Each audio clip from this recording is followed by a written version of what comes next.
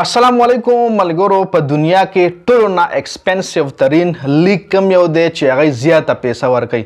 دې سوال کولو سره به رستاو ذهن له ډایرکټ آی پی ایل راغلی او دا ښکاره خبره ده چې زیاته پیسې ورکوي. اوس د آی پی ایل فائنل چې کم ټیم وګټي هغه له څومره پیسې ملاویږي، د پی ایس ایل فائنل چې کم ټیم وګټي له څومره پیسې ملاویږي، د بگ بیش فائنل چې کم لوبډله وګټي له څومره پیسې ملاویږي، د ویسټ انډیز چې کم کیریبین پریمیر لیګ د دغه څومره، د ساوث افریقا څومره، مکمل تفصيلات د سره شریکوم. ویډیو خپل هم مکمل وګورئ او مخکې ملګرو سره ضرور شریکئ. ټول ښکاره خبره ده چې آی پی ایل چې کم دی دا د دنیا ټول نه مالداره ترین لیگ دی او دې فائنل چې کومه لوبډله وګټي نو هغې له 20 کروڑ انډین روپیز ملاویږي، پاکستاني دی تقریبا 60-65 کروڑ روپۍ ته دغه کیږي، مطلب جوړیږي چې کومه لوبډله آی پی ایل فائنل وګټي هغې له 20 کروڑ انډین روپی ملاویږي جی. اور چې کومه بایلي لکه سنرایزر حیدرآباد اوس دا آی پی ایل بایلو نو هغې له 13 کروڑ روپۍ ملاو شوې. کے کے آر ګټلی کولکتا نایټ رایډ هغې له 20 کروڑ انډین روپیز، اور آی پی ایل چې کوم ټیم بایللی هغه سنرایزر حیدرآباد چې هغې له 13 کروڑ روپۍ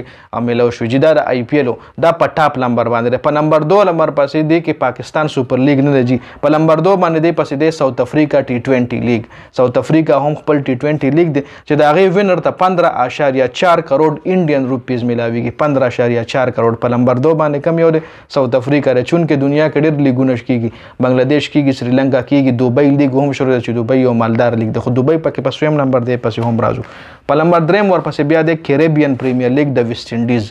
د هغې فائنل چې کومه لوبډله وګټي له ملاویږي 8.3 کروڑ انډین روپیز، 8.3 کروڑ انډین روپیز کې دا هغې له ملاویږي چې څوک کیریبین پریمیر لیګ فائنل وګټي جي. ویسټ انډیز ورپسې په 3 نمبر دی.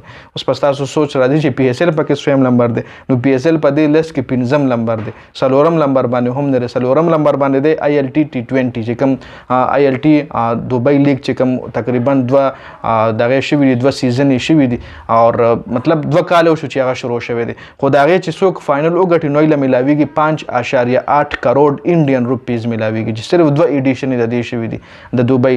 راتلونکي ټایم کې دا نور هم غټېدی شي. فائنل چې څوک وګټي له ملاویږي 5.8 کروڑ انډین روپیز. اوس راځو پی ایس ایل جی. په نمبر 5 باندې پی ایس ایل دی په دې لیست کې. په نمبر 5 پی ایس ایل دی، خو د یو بل غټ لیګ نه هم پی ایس ایل مخکې دی. پی ایس ایل چې کومه لوبډله وګټي هغې له 4.3 کروڑ انډین، دا څومره اماونټ تاسو له زویم کروڑ 4.3 کروڑ دا انډین روپیز کې تاسو له زویم، پاکستان له تاسو کنورټ کولی شئ جي.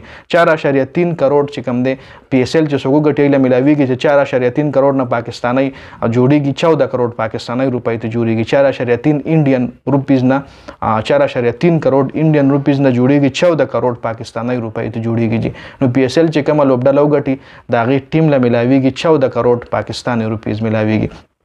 په 6م نمبر په دې لیست کې دی بگ بیش لیګ جي.